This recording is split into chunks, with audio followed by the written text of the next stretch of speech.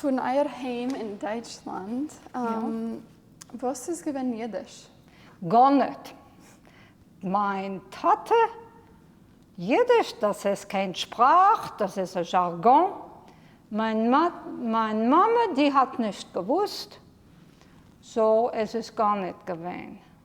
Und wenn ich bin gewesen in der Universität, da sind Leute gekommen von Polen und Israel. Sie haben gesungen in Jiddisch.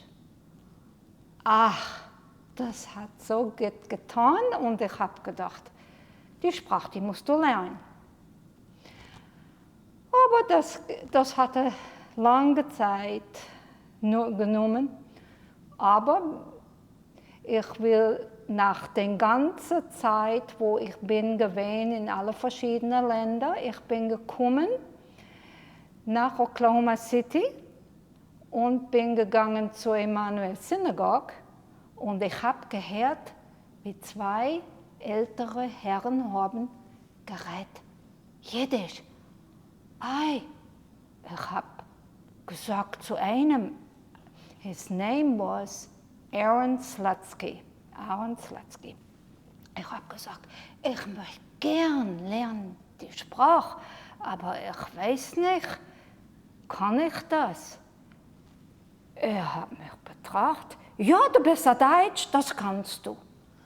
Und für ein Jahr habe ich mit ihm gelernt. Ich bin gegangen nach Hause und habe gelernt zu lernen die Äußers. Und dann hat er mir gesagt, nun, du musst lernen der jiddische Vorwärts. Ich habe gesagt, das kann ich nicht. Ja, das kannst du. Da ist die erste Zeitung. Komm nächste Woche und sag mir, was du hast gelernt. Und ich habe das gemacht. Und das war im Jahr 1995. Und ich bekomme immer noch die Vorwärts.